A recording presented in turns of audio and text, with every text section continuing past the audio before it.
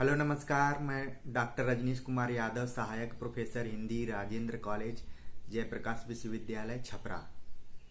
आज मैं जिस विषय पर बात करने जा रहा हूँ उसका टॉपिक है कथाकार प्रेमचंद। जयप्रकाश विश्वविद्यालय के हिंदी ऑनर्स बीए भाग 2 के अंतर्गत कथाकार प्रेमचंद की 2 रचनाओं को पाठ्यक्रम में लगाया गया है, जिसमें कहानी के रूप में पूस की रात और उपन्यास के रूप में कर्मभूमि।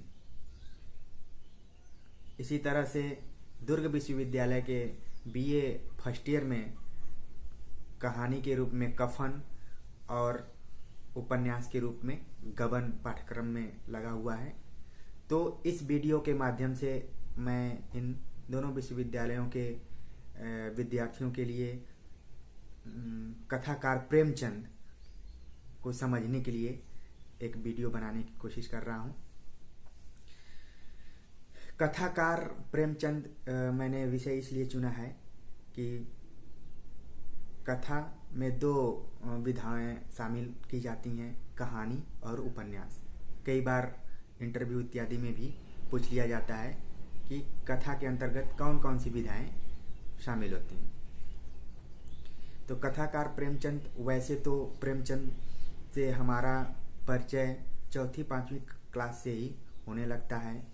उनकी कहानियों के माध्यम से ईदगाह, गुल्ली डंडा, बड़े भाई साहब, नमक का दारोगा, 2 बैलों की कथा जैसी कहानियों से परिचय होने लगता है और प्रत्येक आगे की कक्षाओं में प्रेमचंद से किसी न किसी रचना के माध्यम से साक्षात्कार होता रहता है। स्नातक की कक्षाओं में और स्नातकोत्तर की कक्षाओं में प्रवेश पाने के बाद कहानियों के साथ साथ उनके उपन्यासों से भी परिचय प्राप्त होता है, जिसमें मुख्य रूप से सभी विश्वविद्यालयों में कुछ न कुछ उपन्यास लगे रहते हैं, जिसमें गोदान, गबन, कर्मभूमि, रंगभूमि ये इनके महत्वपूर्ण उपन्यास जो पाठ्यक्रम में अक्सर लगाए पाए जाते हैं। तो आज मैं इस लेक्चर के माध्यम से 2 कहानियों, पूस की रात और कफन, और 2 उपन्यासों, कर्मभूमि और गबन पर बात करूंगा। देखा जाए तो प्रेमचंद का जन्म 1880 में हुआ था और निधन 1936 में। तो प्रेमचंद का जो जीवन काल है लगभग 56 वर्षों का है। इन 56 वर्षों में प्रेमचंद ने लगभग 36 साल तक साहित्य लेखन किया। प्रेमचंद का जो साहित्य लेखन है विविध विधाओं में जारी था, लेकिन कहानी और उपन्यास के माध्यम से उन्होंने अपने को प्रतिस्थापित किया। इसीलिए उनके जीवन काल में ही उन्हें उपन्यास सम्राट की उपाधि भी दे दी गई। प्रेमचंद इन 36 सालों में कुल 15 उपन्यास और लगभग 300 कहानियों को लिखा। 15 उपन्यासों में प्रमुख उपन्यासों का अगर नाम लें तो सेवा सदन, प्रेमाश्रम, रंगभूमि, कर्मभूमि, कायाकल्प, गबन, निर्मला, कर्मभूमि और गोदान। इनका आखिरी उपन्यास मंगलसूत्र था, जो अपूर्ण माना जाता है। कहानियों की बात करें तो प्रेमचंद की 300 कहानियों का संपादन मानसरोवर नाम की पुस्तक में हुआ। यह 8 खंडों में विभाजित है और इसके अलावा कई प्रकाशकों ने प्रेमचंद की प्रतिनिधि कहानियों का संकलन किया हुआ है। राजकमल प्रकाशन, वाणी प्रकाशन, राजपाल एंड सन्स प्रकाशन, बहुत सारे प्रकाशन हैं जिन्होंने अपने हिसाब से चुनिंदा कहानियों का संपादन किया हुआ है। प्रेमचंद के पुत्र अमृत राय ने खुद मंजूषा नाम से उनकी श्रेष्ठ कहानियों का संपादन किया हुआ है, तो इसे भी आप पढ़ सकते हैं। प्रेमचंद के साहित्यिक अवदान पर मैंने बात कर लिया, कहानी और उपन्यास पर। इसके अलावा प्रेमचंद ने नाटक भी लिखा, आलोचना, समीक्षा, संपादन बहुत पत्र पत्रिकाओं का उन्होंने किया, फिल्म में भी काम किया और प्रेस भी चलाया। तो बहुमुखी प्रतिभा के धनी थे। भारतीय साहित्य में अगर देखा जाए तो तुलसीदास के बाद प्रेमचंद पूरे भारतीय जनमानस में गहरी पैठ बना चुके थे। यहाँ तक कि दुनिया में उन्होंने हिंदी का प्रतिनिधित्व किया एक साहित्यकार के रूप में। मैंने जो आपके पाठ्यक्रम में जो 2 कहानियाँ और 2 उपन्यास लगे हुए हैं, दोनों विश्वविद्यालयों का मैंने बताया। जयप्रकाश विश्वविद्यालय में पूस की रात और कर्मभूमि उपन्यास लगा है। पूस की रात पर बात करें तो इसका प्रकाशन सन 1921 ईस्वी में हुआ था और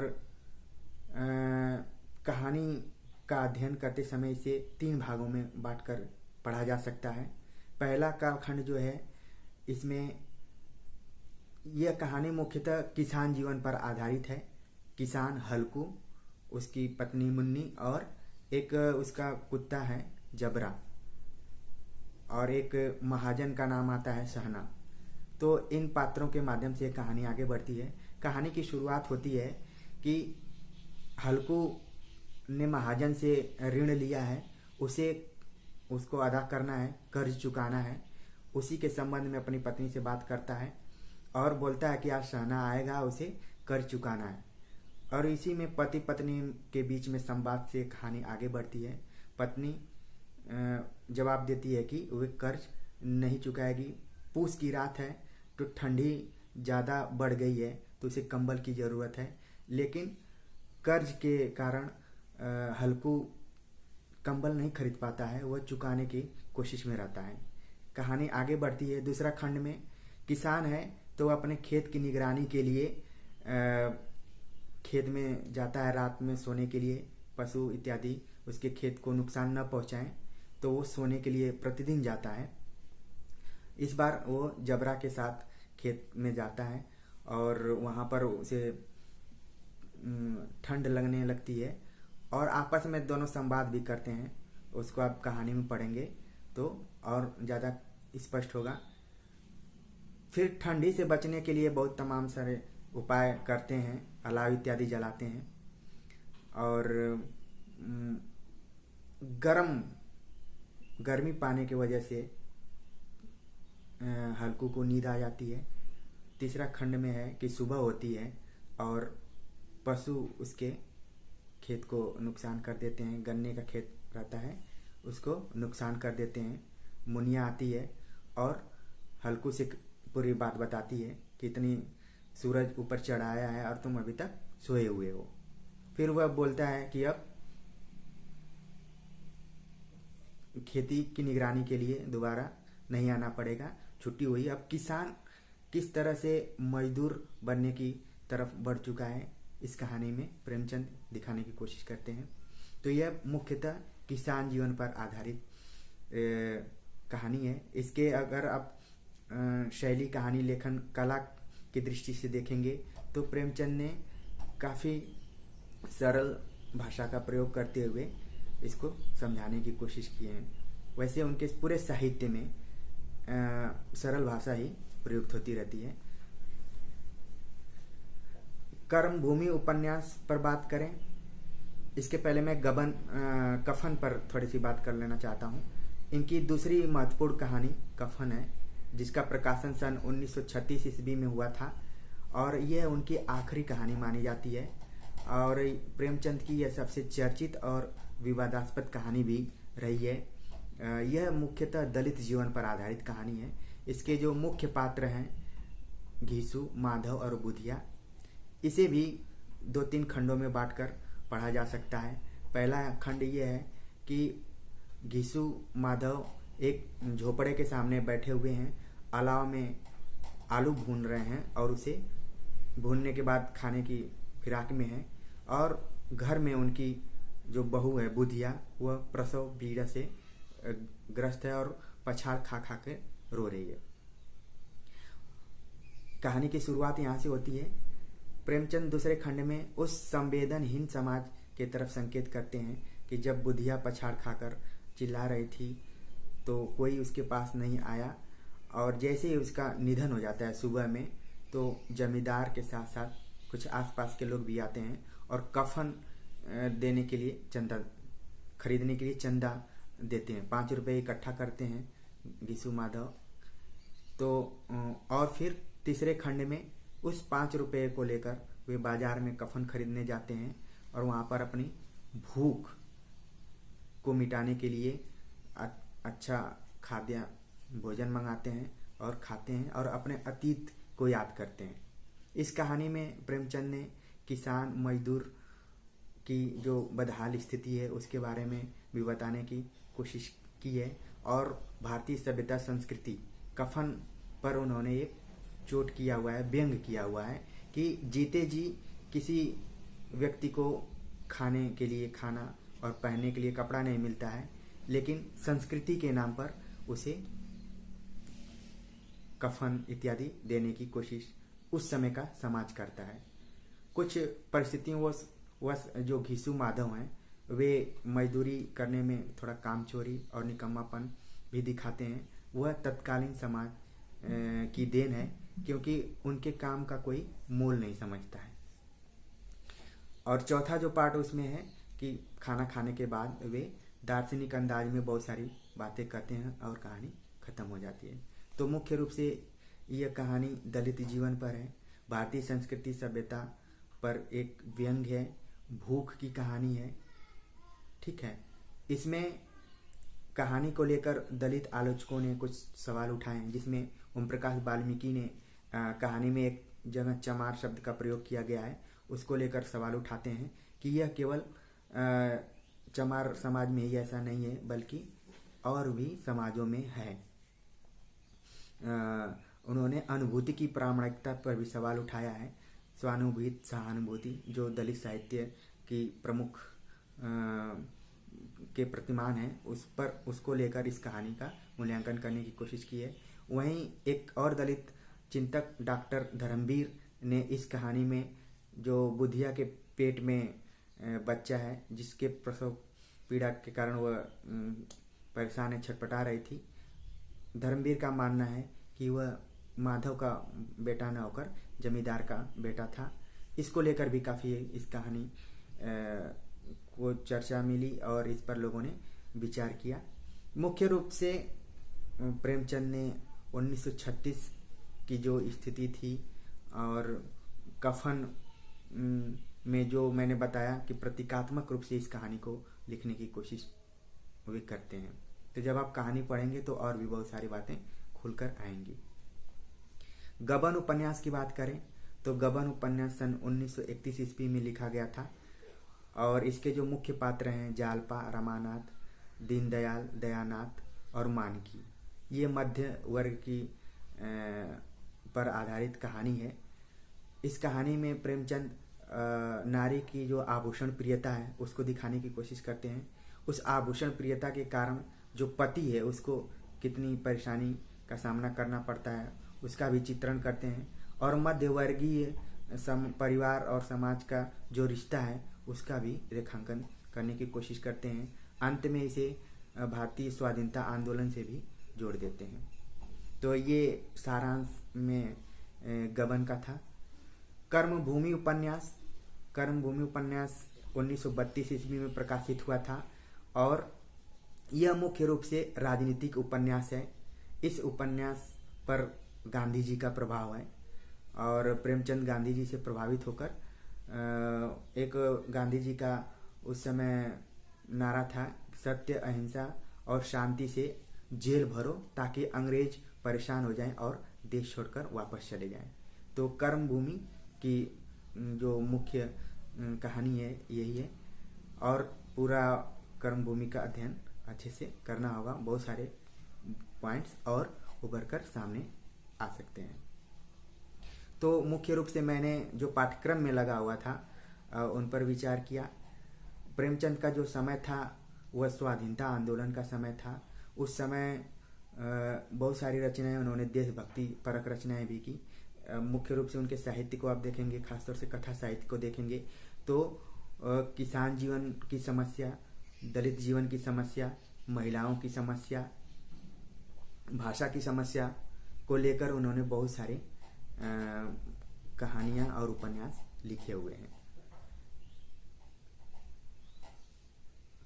प्रेमचंद के थोड़ा सा साहित्यिक जीवन के बाद मैं उनके जीवन और संघर्ष के बारे में बताना चाहूँगा, क्योंकि यह भी बहुत महत्वपूर्ण है। कहीं न कहीं उनके कथा साहित्य में उनके जो जीवन का संघर्ष है वो भी दिखाई देता है। जैसा कि मैंने बताया था, प्रेमचंद का जन्म 31 जुलाई 1880 को उत्तर प्रदेश के वाराणसी जिले में लम्ही नामक गांव में हुआ था। लम्ही वर्तमान समय में प्रेमचंद के कारण ही डिजिटल गांव के रूप में प्रसिद्ध हो चुका है। तो वहाँ पर हुआ था। प्रेमचंद के पिताजी का नाम अजायब लाल मुंशी था, माता का नाम आनंदी देवी था।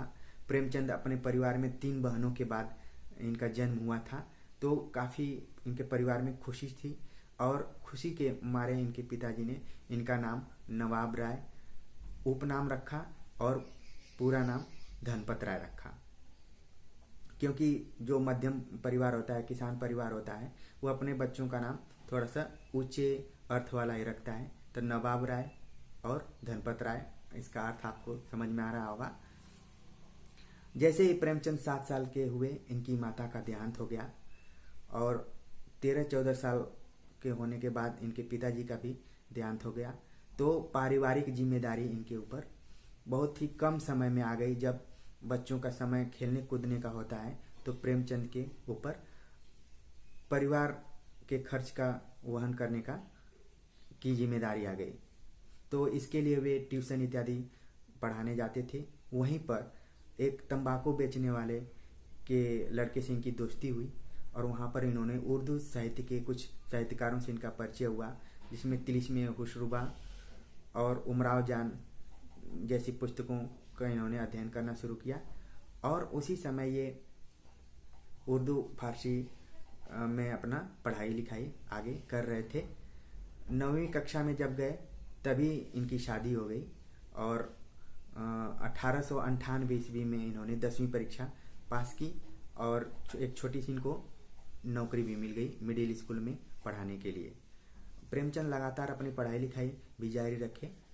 उन जो उर्दू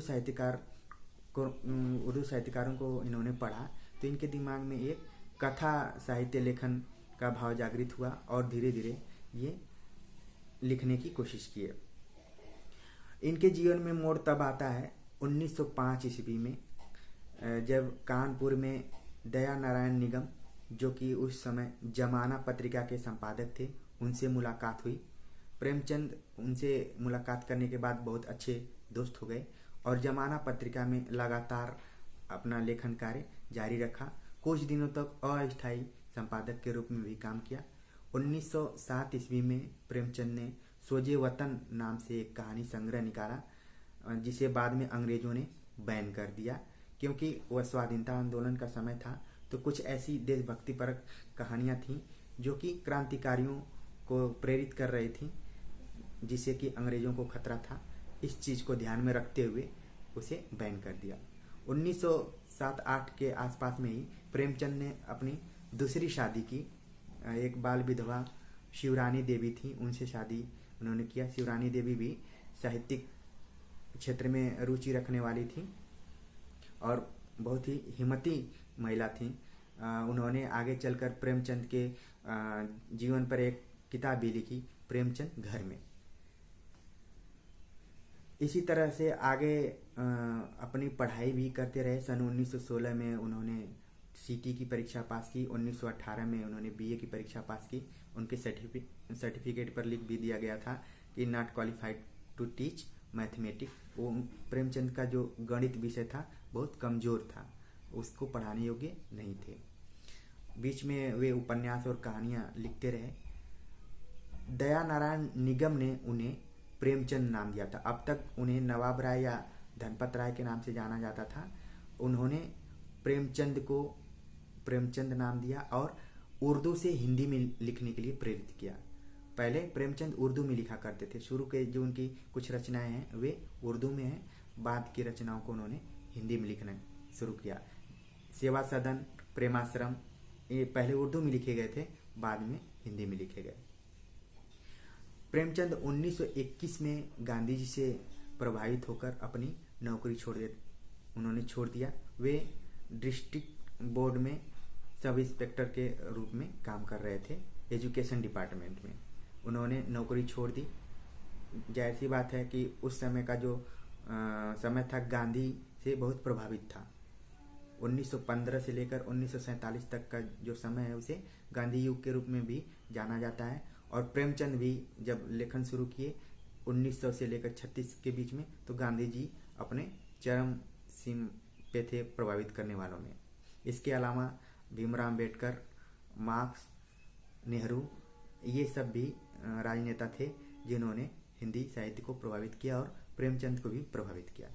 तो गांधी जी से प्रभावित होकर 1921 में प्रेमचंद ने नौकरी छोड़ दी। इसके बाद उन्होंने चरखे की दुकान खोली। जैसा कि आप जानते हैं कि गांधी जी भी चरखा का इस्तेमाल करते थे, तो प्रेमचंद भी चरखे की दुकान खोली, लेकिन ज़्यादा दिन तक नहीं चला। बीच में प्रेमचंद काफ़ी आर्थिक तंगी से गुजर रहे थे। आखिर में वे 1934 के आसपास में बम्बई जाने का निश्चय किया फिल्मों में काम करने के लिए। उन्होंने मजदूर फिल्म जो 1934 में रिलीज हुई थी उसकी पटकथा उन्होंने ही लिखी थी, लेकिन बाद में उन्हें बम्बई अच्छा नहीं लगा। वे 2 महीने का वेतन छोड़कर वापस बनारस आ गए और यहीं रहने लगे। इस बीच उन्होंने कई पत्र पत्रिकाओं का संपादन भी किया, जिसमें जागरण, मर्यादा, हंस, माधुरी, कई पत्र पत्रिकाओं का, जिसमें कि हंस सर्वाधिक मशहूर रहा है। हंस पत्रिका का संपादन उन्होंने कन्हैया लाल मुंशी के साथ किया था। पहले तो प्रेमचंद था, लेकिन आप देखेंगे बाद में मुंशी प्रेमचंद नाम हो गया। तो मुंशी शब्द जो था वो कन्हैया लाल का था और प्रेमचंद तो थे ही। बाद में मुंशी प्रेमचंद एक रूढ़ अर्थ में प्रयोग होने लगा और लोग मुंशी प्रेमचंद को ही एक समझने लगे, जबकि इसमें 2 व्यक्ति हैं। प्रेमचंद ने पत्र पत्रिकाओं के संपादन के साथ ही सरस्वती नाम का एक प्रेस भी खोला हुआ था। उससे पब्लिश करते थे अपनी रचनाओं को, और इनकी दोस्ती भी कई लोगों से हुई थी। इनके जो सबसे अच्छे दोस्त थे वे जैनेन्द्र थे। सन 1936 ईस्वी में प्रगतिशील लेखक संघ की स्थापना हुई, तो प्रथम अध्यक्षीय भाषण देने का अवसर प्रेमचंद को मिला। उन्होंने साहित्य का उद्देश्य क्या होना चाहिए इस पर बातचीत किया। उन्होंने कहा था कि साहित्य राजनीति के आगे चलने वाली एक मशाल के रूप में है। जब जब राजनीति लड़खड़ाएगी तब तब साहित्य उसे बचाने की कोशिश करेगा, उसे संभालने की कोशिश करेगा। प्रेमचंद जितना लिखने में माहिर थे